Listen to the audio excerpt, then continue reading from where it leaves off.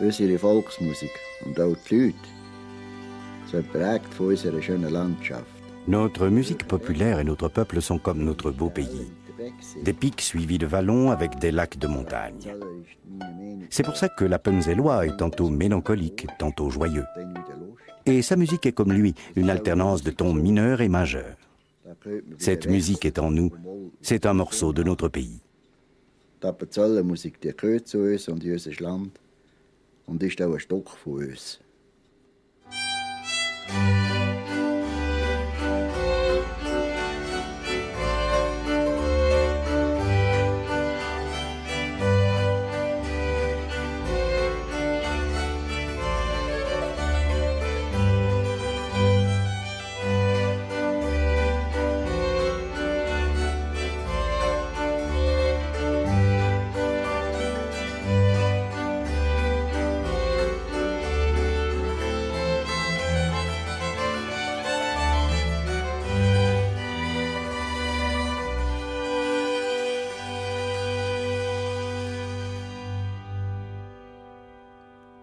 En 1826, le chroniqueur Friedrich Conrad von Kronfels écrivait « Les fêtes d'alpage sont d'abord une succession de cris de joie et de yodel. Ensuite, les musiciens prennent place sur un rocher avec leur tympanon, le fameux hackbrett et leur violon, et tout le monde sautille et danse autour d'eux. Depuis la nuit des temps, les Appenzellois sont connus pour leur amour de la musique, de la danse et du chant. Sur leur minuscule territoire, ils ont donné naissance à une véritable tradition musicale. Ces sons et ces mélodies, si agréables qu'on ne les oublie jamais, évoluent pourtant de génération en génération.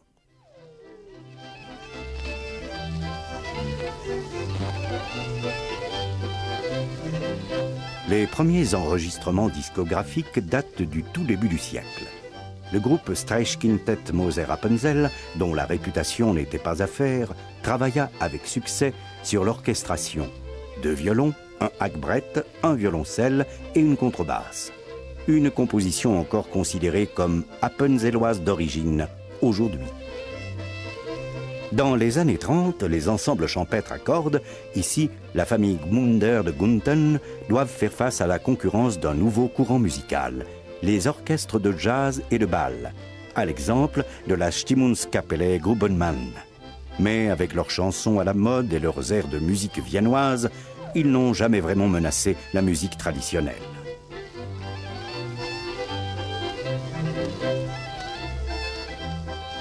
Dans ces extraits d'un film patriotique tourné dans les Rhodes intérieurs pendant la dernière guerre mondiale, on voit à quel point la musique populaire appenzelloise est ancrée dans la vie de tous les jours. Même s'il faut bien avouer qu'à cette époque, les clichés sur ce coin de pays étaient plutôt bucoliques et idéalistes.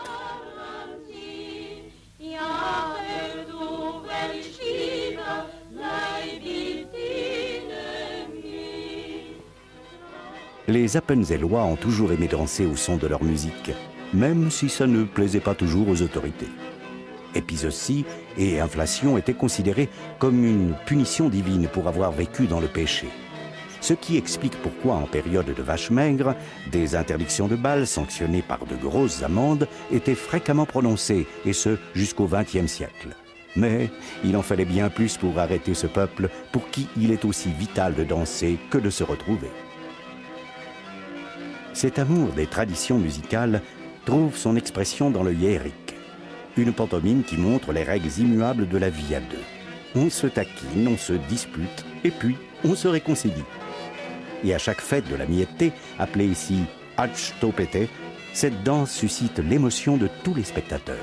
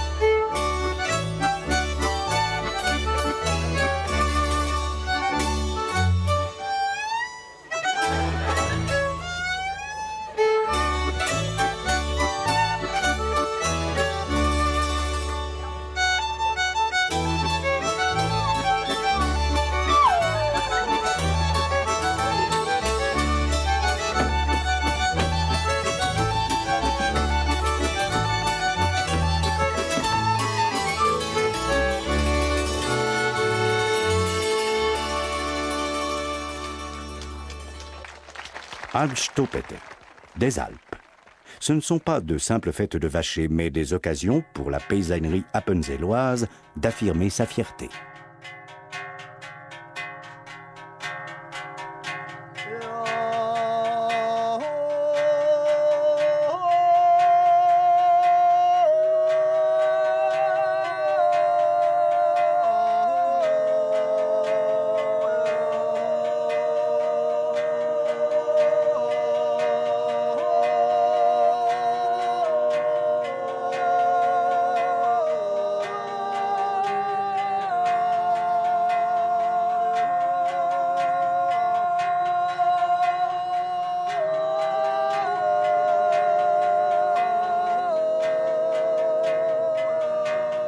Des images et des sons qui semblent venus d'un passé reculé. Tout comme la musique populaire, les traditions paysannes évoluent sans qu'on s'en aperçoive.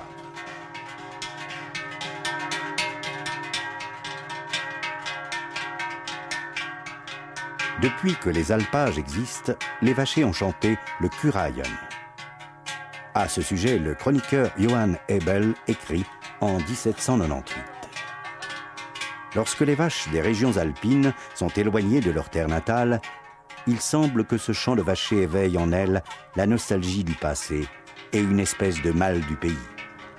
Elles dressent subitement la queue et se mettent à courir sauvagement, détruisant enclos et clédards. C'est pour cela qu'à Saint-Gall, région qui compte bien les vaches achetées en Appenzell, le Kurajan est interdit.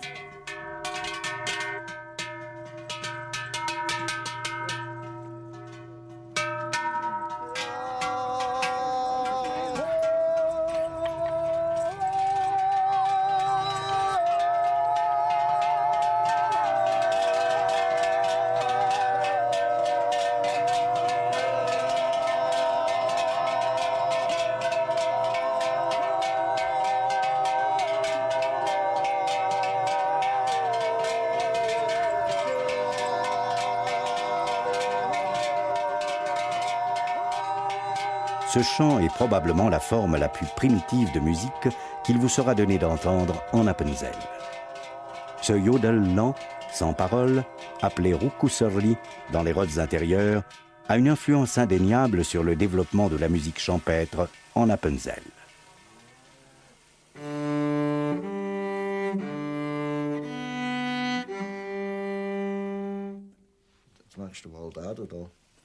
Joseph Dobler. C'est à lui que l'on doit le maintien, voire le renouveau de la tradition des ensembles champêtres à cordes appenzellois dans les Rhodes intérieures. Il sait toujours quel est le petit truc qui manque au violoncelle, au violon, à la contrebasse ou au hackbrett.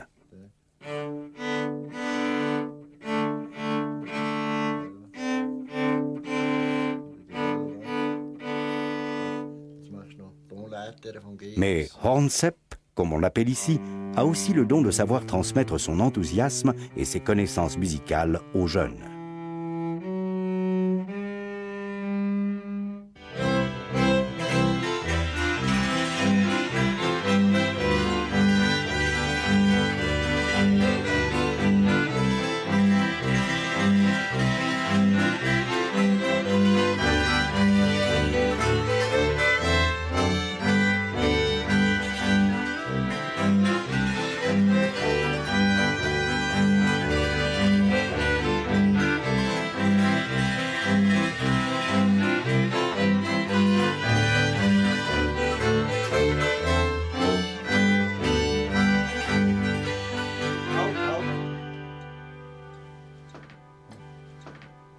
So recht anfangen.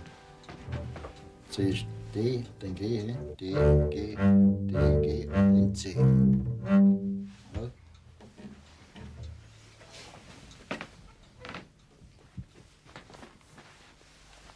Jetzt machen wir den vierten Teil noch einmal. 3, 4. 125 cordes tendues ou une tonne. Voilà qui donne une idée de la résistance de la caisse de résonance du hackbrett.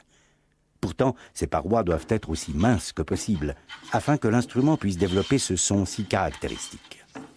Nous sommes dans l'atelier des luthiers Johann et Johannes Fuchs, Pour faire un bon fabricant de hackbrett, il faut de bonnes connaissances en statique, une grande dextérité et, surtout, avoir l'ouïe fine. Le maître transmet maintenant à son fils cet impressionnant savoir-faire accumulé pendant plus de 40 ans, passé à améliorer encore et toujours l'instrument. Le hackbrett doit donner à la fois la ligne mélodique et le rythme. Mais il dégage toute sa puissance lorsqu'un virtuose prend les baguettes en main et joue en solo. Aucun autre instrument n'a un son aussi étroitement lié à l'image de son pays que celui du hackbrett ne l'est à l'Appenzell.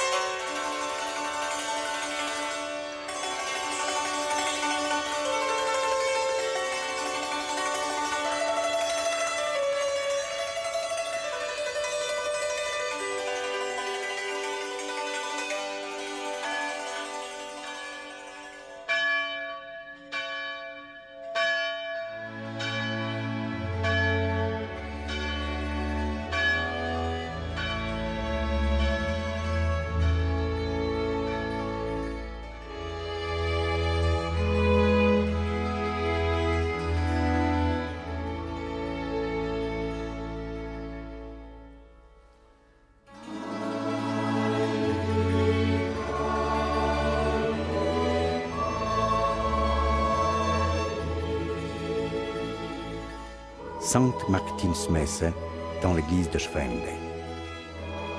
Dans cette composition de Joseph Dobler, exécutée pour la première fois en 1993, c'est un orchestre champêtre qui accompagne le chœur, illustrant avec merveille le mariage harmonieux des instruments à cordes, du hackbrett et du chœur d'église.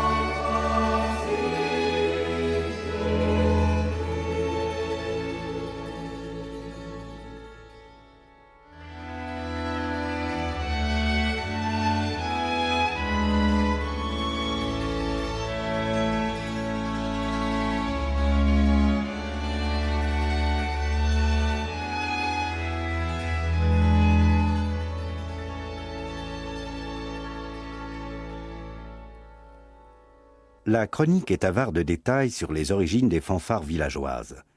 Mais on peut penser qu'elles trouvent leurs racines dans la musique d'église.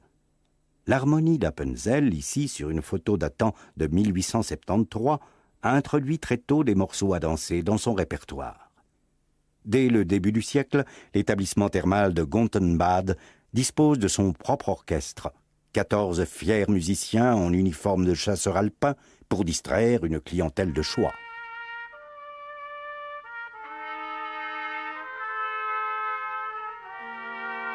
Les sociétés de musique cherchent de plus en plus à intégrer le style appenzellois à leur répertoire. Elles jouent le ruckkusserli, la valse et la polka à la manière des orchestres champêtres et parfois en improvisant. Comme bien des musiciens ne connaissaient pas le solfège ou très peu, ils improvisaient et souvent jouaient d'oreille, Steckgreifle, comme on dit ici, avec beaucoup de sensibilité.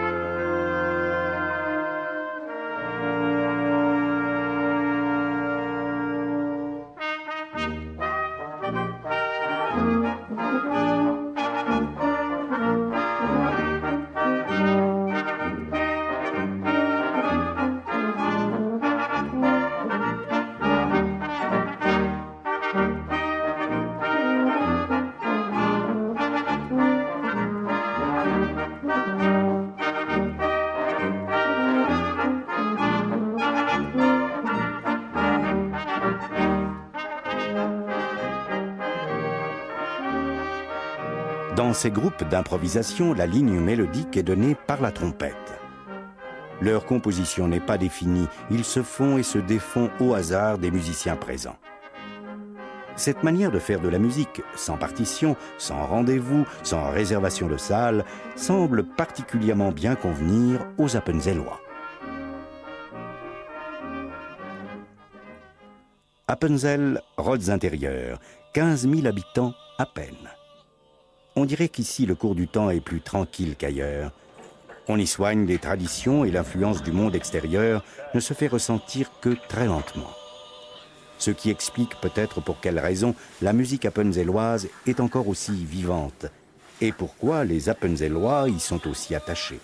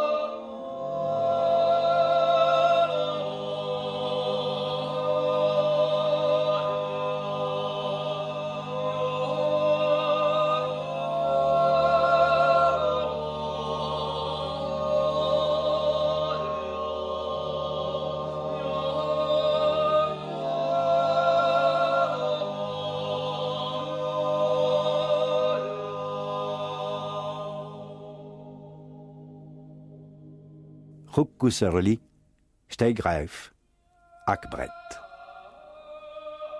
De la mélancolie méditative à l'éclatement de joie. Des mélodies et des rythmes qui n'ont absolument rien en commun avec la musique folklorique. Ici, la musique fait partie de la culture populaire et elle en dit bien plus long sur ces hommes et ces femmes que les plus belles phrases.